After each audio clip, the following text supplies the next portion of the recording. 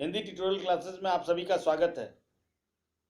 आज हम लोग कक्षा 9 की पाठ्य पुस्तक स्पर्श के पहले अध्याय धूल शीर्षक निबंध को समझने का प्रयास करेंगे। धूल शीर्षक यह निबंध रामविलास शर्मा के द्वारा रचित है। इसके बारे में हम लोग चर्चा करें इसके पहले वीडियो को लाइक करें, शेयर करें, कमेंट करें और अगर अभी तक चैनल को सब्सक्राइब नहीं किया तो सब्सक्राइब करें और बेल आइकन जरूर दबाएं ताकि आने वाले नए वीडियो का नोटिफिकेशन आप सबको मिलता रहे।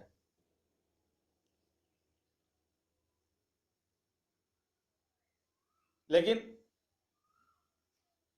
आइए हम लोग शुरू करते हैं। ये धूल निबंध को जानने का प्रयास करते हैं, उसको समझने का प्रयास करते हैं। धूल शीर्षक निबंध एक ललित निबंध है। इसके लेखक रामविलास शर्मा का जन्म 1912 में उत्तर प्रदेश के उन्नाव जिला के अंतर्गत एक गांव में हुआ था, जबकि इनका निधन वर्ष 2000 में हुआ था। पेशे से अंग्रेजी के प्राध्यापक श्री शर्मा स्वाभाविक रूप से एक मजे हुए साहित्यकार थे।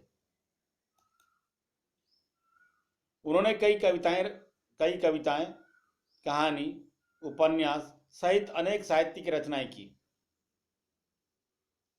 बाद के दिनों में उन्होंने नाटक भी लिखे और अंत में एक सशक्त आलोचक के रूप में अपने आप को स्थापित किया इन्होंने।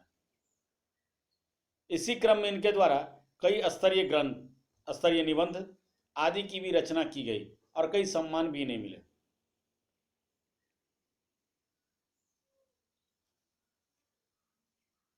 कई मुहावरों, लोकोक्तियों समेत अन्य रचनाकारों की रचनाओं के उदाहरणों से सुसज्जित इस धूल पाठ में लेखक ने धूल के महत्व और उसकी उपयोगिता का वर्णन किया है।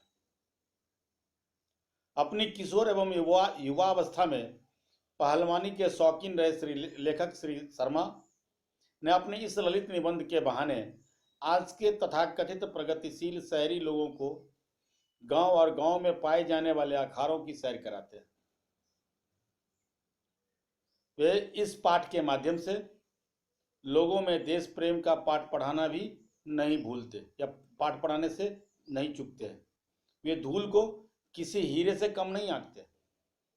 लेखक ने अभिजात वर्ग के लोगों पर व्यंग करते हुए कहते हैं कि भले ही आजकल के लोग साफ सुथरे कांच के तरासे भी हीरे के प्रेमी हों, लेकिन उनका वो हीरा गांव के गलियारे की धूल में सने उस बच्चे की सुंदरता से भी कम है जो मिट्टियों में खेलता है। वे कहते हैं, गांव की मिट्टियों में खेलने वाले बच्चे के चेहरे पर लगा हुआ धूल उसमें सहज पार्थिवता का बोध कराता है। और तो और वे यहां तक कहते हैं कि फूलों की सुंदरता भी तभी निखरती है जब उस पर धूल के कण पड़ते हैं। लेखक की माने तो महंगे प्रसाधन सामग्री भी किसी को अपनी ओर उतनी आकर्षित नहीं करता जितना धूल लगे बच्चे का मुख करता है। अर्थात लेखक को कीमती प्रसाधन सामग्री भी धूल से भी बदतर मालूम पड़ता है। लेखक कहते हैं कि धूल और मिट्टी को लेकर चाहे जो भी और जितना भी कहा जाता हो, पर सच्चाई तो यह है कि मनुष्य जो भी पसंद करता है अथवा जो कुछ भी चाहिए सब उसी मिट्टी से ही आते हैं, चाहे वह रूप हो, रस हो, गंध हो अथवा स्पर्श, सभी मिट्टी की ही देन है। उन्होंने धूल और मिट्टी में फर्क करने वालों को संबोधित करते हुए कहा, मिट्टी और धूल में बस उतना ही अंतर है जितना देह और प्राण में, चांद और चांदनी में, शब्द और रस में है।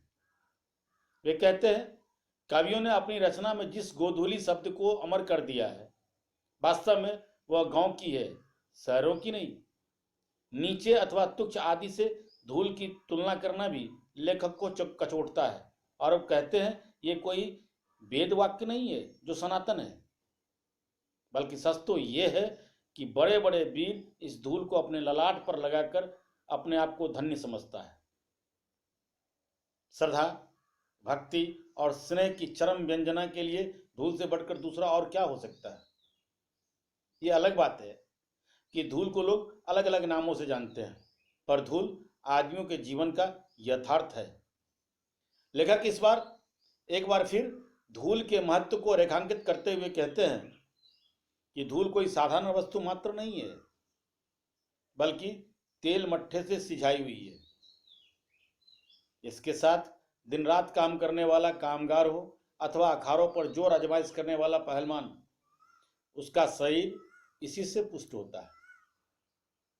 देश के सच्चे हीरे में धूल से परहेज करने वालों को सिर्फ धूल ही दिखाई देता है, पर उसकी वास्तविक कांति उसकी आंखों से ओझल रहती है। समय आने पर शायद उन्हें भी इसका ज्ञान हो जाए। फिलहाल जो धूल को अपने माथे पर नहीं लगा सकते हैं, वे कम से कम देशभक्ति को प्रदर्शित करने के लिए इस पर अपना पैर तो अवश्य रखें। कारण यही जीवन का सार तत्व है, ना कि आम जीवन में दिखाई देने वाला चकाचौंध। ये थे धूल शीर्षक निबंध के सारांश। शेष अगले वीडियो में फिर हम देखेंगे। उम्मीद करते हैं कि शायद ये वीडियो आपको पसंद आया हो, तो अवश्य लाइक करेंगे, शेयर करेंगे, कमेंट करेंगे। और अगर आपने अभी तक चैनल को सब्सक्राइब नहीं किया है तो ज़रूर सब्सक्राइब करेंगे, बेल आइकन जरूर दबाएंगे ताकि नई वीडियो का नोटिफिकेशन आप सबको मिलता है। आप देखते रहिए हिंदी ट्यूटोरियल क्लासेस। धन्यवाद।